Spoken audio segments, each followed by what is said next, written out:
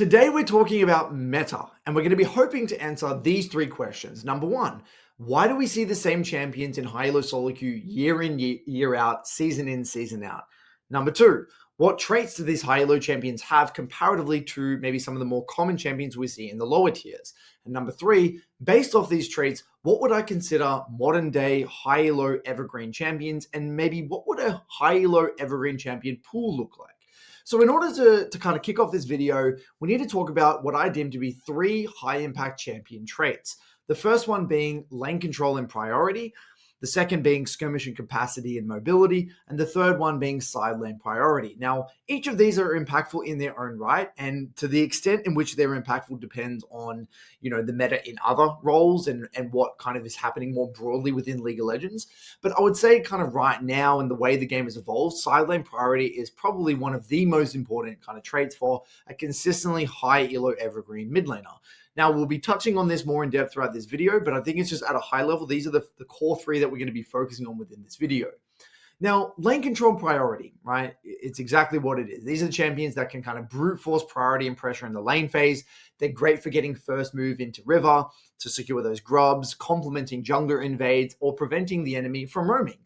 These champions typically win by accruing CS leads and win by dominating their lane opponent. And these are just a few examples of these sorts of champions. Orianna and Victor, very strong laners.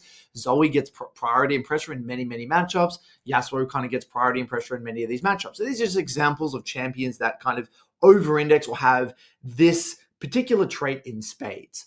Now, moving on a little bit further, we have skirmishing capacity and mobility. These are champions that tend to love skirmishing with their jungler, getting into those river 2v2s and 3v3s. They typically have, I would say high amounts of burst. They usually have mobility, but not always. And they're very good in faster paced games and typically have great adaptability to chaos. So when shit's going everywhere, fights are happening everywhere, these are champions that thrive. And I will say my general rule of thumb, and this is more of a hot tip, typically at the very beginning of a season, damage is ramped up and chaos is at an all-time high. So for me, Ahri is kind of the champion that I naturally gravitate towards at the very beginning of each season because it seems to do well at adapting when there's less structure, there's less when people don't have an understanding of how the game should be played on a particular patch. Ahri typically rises in value, at least in my opinion. But, again, tying back to this conversation, these are examples of champions that love 2v2s, love 3v3s, love fighting with their jungler. They may not necessarily get a bunch of lane priority in the isolated 1v1, but again, if junglers get involved and there is a river skirmish, these champions are going to thrive. Now, the last one here is side lane priority. Now, these are champions that, getting into the mid game, they can out-duel, out-pressure people in the side lane. Examples being Yasuo, Akali, Zed, and Azir. So they have solid dueling capacity. They can often be hard to kill in 1v2 scenarios, and they can often even pressure many other top laners as well, right? Akali, very good into a lot of top laners. Azir, very good into a lot of top laners. And this is, again, one of the special traits of these mid laners, and they can be very hard to deal with when they get into that mid-game scenario. And so I will say that this is a trait that has kind of snuck up on me as a mid lane coach. It's something that I never really valued a few years ago, but in the context of modern day solo queue, I do think it's become progressively more significant. And I guess the reason for that is that there has just been an increase in skill. People are more competent, especially in the high elo brackets, at understanding how to play the map. They know how to play split map scenarios a little bit more. They understand there are more options rather than just ARAMing and grouping on neutral objectives. So we'll be touching on, on this specific aspect more throughout this video, but this is something that has really, really come to the forefront, in my opinion, of high elo solo queue in this current day and age. Now, here is a bit of a Venn diagram representing where different champions fit in the context of these three champion traits. So as you can see, you've got champions that are kind of exclusively in one particular kind of category. You have champs that kind of fit into multiple different categories. And then you have one that fits into literally all of them. Akshan being one that, conveniently fits in all three. Hence why, he's one of the champions that I think is incredibly good in solo queue and will always be good in solo queue unless his kit has changed, because he has lane control in many matchups. He has very good skirmishing, and in a lot of scenarios, you can actually get side lane prio. Now, look, this is a generalization. It depends on the champ specifics, what the comps are, what the meta is. But again, as a general rule of thumb, this is kind of roughly the way you want to think about it. Now, getting into the discussion of why side lane priority is so strong. The way you want to view it is that side lane priority means you have more options. So the more priority and the stronger you are in the side lane, the more mid-game macro options you have. Because fundamentally, if I am getting shove in the side lane, I can do many things with that. I can shove and move and then look for a man advantage. I could stay in the side lane and siege a tier 2. I could draw pressure for my team to relieve pressure from the other side of the map and get the enemy jungler to come towards me and even engage in a 1v2. So it really gives you options, right? And we'll be covering examples in a second. But I think it's important to note, though, that one's ability to utilize side lane priority and side lane strength scales with overarching game understanding. So the more sophisticated your understanding of mid-game macro and how comps interact, the more kind of options that you'll see and the more things that you will unlock as a result of this side lane priority. And this is why people who are very, very good at champions like Talia, or very, very good at champions like Azir, and then also have the game knowledge to back it up, they can kind of break the game in mid-game. And we're even seeing that with Phantasm in EU SoloQ at the moment with champions like Akshan. Now, just very simply, when you have side lane priority, you're not always tied to neutral objectives and grouping on repeat. Now, most other champions that don't get side lane priority, what do you have to do? The only other way you win a lot of the time is wait for a neutral objective, play that front to back team fight. And that's how a lot of these kind of traditional control mages play. And I'm not saying there's anything wrong with that. It just means that you're kind of limited in the way you navigate the mid game because you can't make the enemy react and create man advantages by yourself. So what we're going to do is cover 2 short comparative examples to illustrate this point. In this first clip here, we're going to take a look at a fed Yone moving into the mid game and getting into the side lane. Now, in the context of this game, he's versing a Mel. And so the Mel is obviously shit scared. The Yone has Bork, the Yone has R, and this Yone is slice and dicing the tower. So Mel is trying to defend the tower, but literally can't even defend the tower. They're absolutely shooting themselves. And so as a result, Mel is having to concede the tower and obviously concede the prio in the side lane. And as a result here, Yone is able to get mega shove and mega prio. So he shoves the wave out, makes Mel react, gets the tower, and insta resets. This is one of the few options that Yone can do in a circumstance like this. Now, off the back of this reset, as you'll see here in a moment, the Mel is going to be responding to the wave on bot. So if we freeze frame right now, we've got this dynamic where Mel is now behind in tempo, is now responding to a wave while Yone is already redeploying back on the map. And Yone can do so many things. Yone could use his tempo to redeploy mid and try to make a play mid. He could swap the lane assignments. He could do jungle cams. If there was a neutral objective up, they could maybe sneak a neutral objective. There's many things that Yone could do. He's created a window or an opportunity to create some sort of an advantage. He's created that window himself. And so now he redeploys mid while Mel is still reacting to waves on bot side. And now he's able to look for this play on mid as a team. And poor Mel is now just scrambling to respond to the wave, respond to the play, because again, she's fundamentally on the back foot. So this game and this whole sequence is actually off the back of Yone collecting this wave, making her react, and then Yone coming back on the map with tempo. Now, imagine in an alternate reality where Yone maybe didn't get prio in the side lane here. Let's say maybe Yone was dealing with an Akali or something else that could beat Yone in the side lane, in which case Yone wouldn't have been able to get the tower. Maybe Yone wouldn't have been able to contest the wave in neutral state. This whole situation, this whole sequence would have been in a fundamentally different game. The game state would have been fundamentally completely different. So again, I could sit here for hours walking through instances where you're getting side lane prior and talk through all the things that you could do. This is just one of the many kind of examples, or a very kind of small example of one specific deployment, but it gives you, again, a solid baseline understanding of how, or it's a great kind of baseline illustration of how the more side lane prior you get, the more you're fundamentally making the enemy react and you're creating opportunities for proactive plays. So conversely, we have ourselves a play here where I am playing Victor in the side lane, and I am struggling to deal with this Yasuo in the side lane here.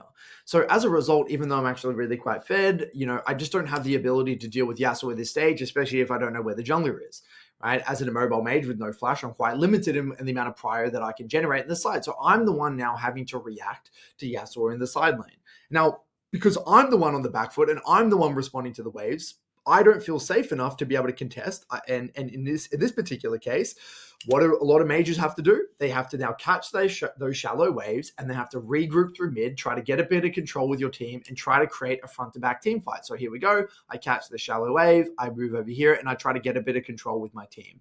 Now, I don't want to get too tunnel vision on the specifics. Yasuo did show on bot, so maybe I could have gone back top. But again, the point still remains. If Yasuo never showed on that wave, I would be kind of stuck, basically catching waves at this tier 2, having to constantly ping pong and move back and mid to get control of my team, and then use my team's assistance to help shove out waves. But in an alternate reality, say I'm playing something that can play the side lane really quite effectively or out duel that person, or maybe the flip side was true where I was the Yasuo and then the enemy had the Victor, and then I was able to shove the Yasuo or shove the Victor in, then again, I wouldn't be reliant on my team. I would be the one that would be able to kind of make the enemy react and create a window for myself to make a play. Now, again, these are just kind of small little examples, but you can kind of see the complete difference about this way this sequence plays out. I'm the one now reacting in this case, whereas in the other game, the Mel was the one reacting to the waves.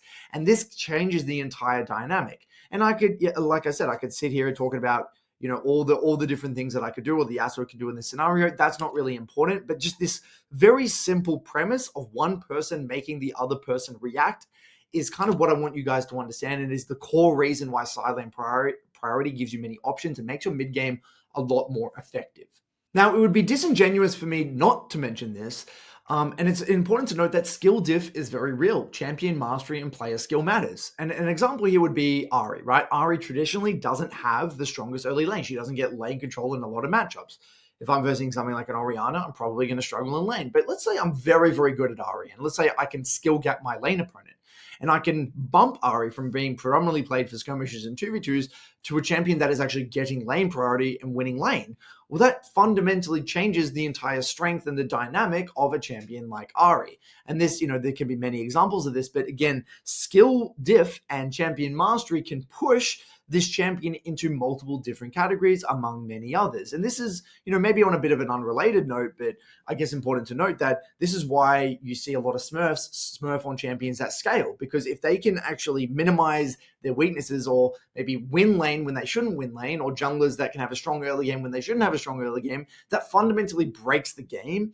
And again, it really kind of makes smurfing. This is one of the main reasons why smurfing and boosting, or one of the many reasons why it can be so annoying to deal with or so hard to deal with, because they make the champion look like they do things that just doesn't comport with your view of reality. And this is also why, on another completely unrelated note, but high elo content creators that play champions at a lower elo bracket, they can make the champion do things that it typically wouldn't do in that elo bracket, assuming that the players are equal skill. I don't really want to get into that in this video, but I just do think this is an interesting model to help you kind of view kind of smurfing in a different light. Now, I want to move on to modern day evergreen high elo champions. So what we've got here is a little bit of a small little list of champions that fall into different brackets. And at the top here, we have champions that you will frequently see in the high elo meta. These are champions that across seasons, across patches, they're always in and out of the meta. They're always in the conversation in some way, shape, or form. This doesn't mean that they're always the strongest or they're always in people's pool, but you'll very frequently see them in the conversation. If you look at many high-elo people's pro players or high-elo players, OPGGs, these are the champs that you'll see the most frequently.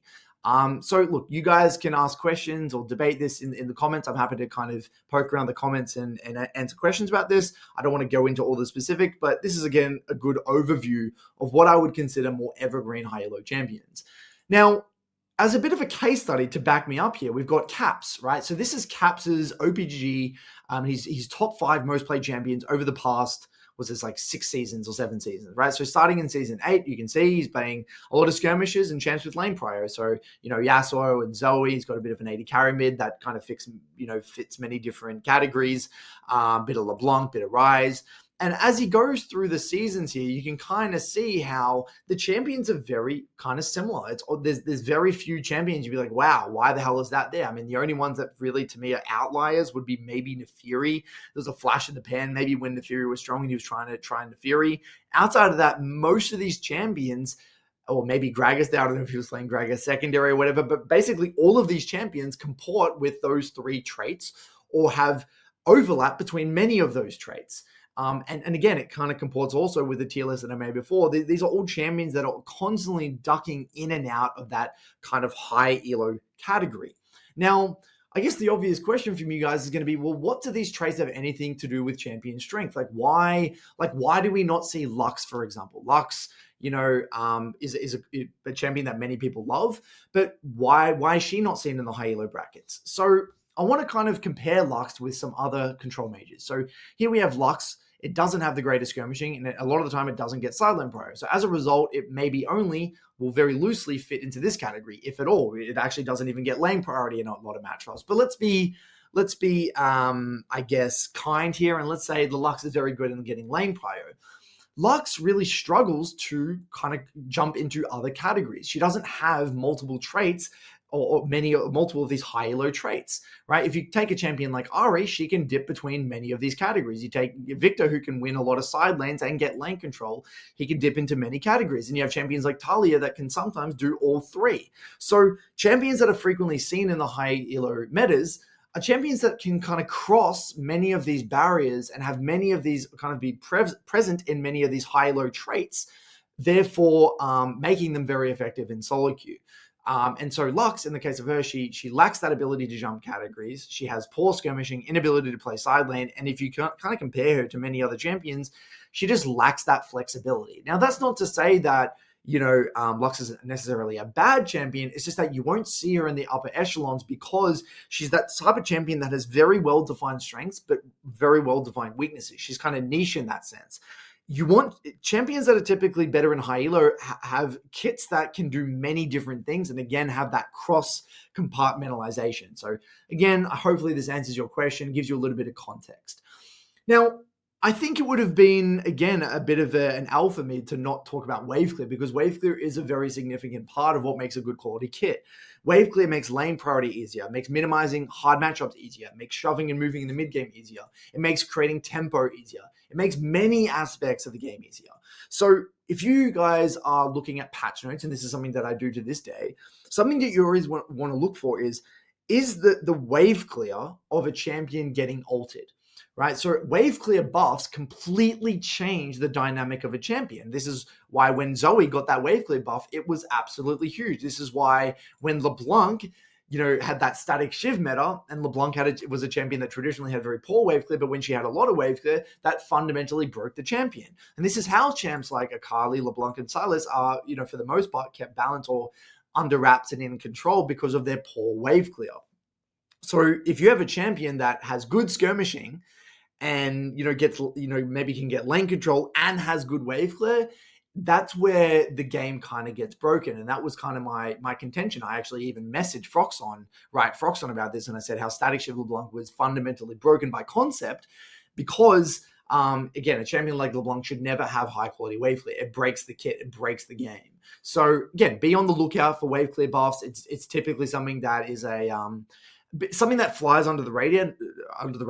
Not many people talk about it, but I think is a really, really important factor. And then lastly, I've had my big debate with LS about Annie and why I don't think Annie is a very good champion for learning, and also much harder than people think she is, because she has no wave clear. And playing mages with no wave clear makes the game very difficult, because think about it, mages don't get side lane priority, and typically in the mid game. They can't shove and move because they have no mobility. And then if they don't have wave clear, then playing for prio, playing for control is also fundamentally difficult because you're going to be the one responding to waves half the time. And in order to offset that, you need to be leveraging high quality trading, spacing, and utilizing your high auto attack range on Annie, which is unintuitive and just not easy. It's just a very complex skill. That's something I wouldn't recommend people until maybe Emerald Plus even consider to entertain. So this is also why I think Cassio is a very hard champion, and why I have so much respect for Shock, right? Who got Challenger in Korea and all these major regions, with Cassio. It's just mind-boggling how good a player like Shock is, because again, champions with low wave clear, majors specifically with low wave clear, are very, very unintuitive and hard to play. Now, to take this a little bit further, this is why I believe 80 carry mids are fundamentally broken by concept. Whenever there's a strong 80 carry in mid lane, it really breaks the game because they have lane control, skirmishing power, and side lane priority. This is why Tristana, when she was at her peak strength, maybe 1 or 2 years ago, was very hard to deal with. She had high wave clear, she had high burst, which gave her good skirmishing, she had mobility, and she would scale like crazy and beat a lot of people in the side lane. And this is why these champions were so hard to deal with and so prevalent in the high elo community. And this is why when, Lucian, probably, I think that was in season 10, Lucian was a big mid pick. again, it was obnoxious to deal with because it had all three. And any time AD carry mids are strong and they can be played in mid, you need to be careful. And I think Riot need to be careful. This is why champs like Corki are hard to balance. I think Smolder mid is hard to balance. Even Akshan. I think Akshan is even though he's not traditionally an AD carry, he really kind of fits in that category of being, dipping into all of these categories, and he can be very difficult to balance as well. And I think the champ is fundamentally just very, very, very, very, very good in solo queue. So, just again, another observation. Now, I want to talk about how meta and other roles influence mid-meta. Mid-meta is not just the culmination of what is strongest in that role. It's also, influenced by many other factors, such as item strength across the game holistically, rune strength, jungle meta, game pace, objectives.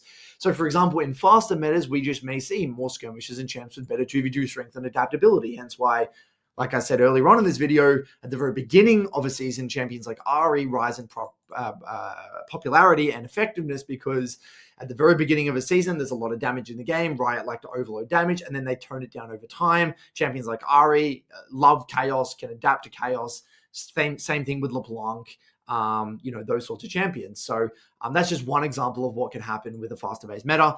And so when it comes to, a high-elo player, excluding OTPs, typically their champion pool should have high-elo evergreen champions mixed in with meta situational CPs. So, for example, you might have a backbone of like very high, relevant, evergreen high-elo champions. Let's say, for example, you play Zoe and Ahri or something like that, and then your maybe meta situational counterpick would be something like a TF or something that kind of comes in and out of the meta depending on, what's going on with the game holistically. So just on the conversation of the topic of champ pools, that's kind of the way that I would mentally view it as a Master Plus player.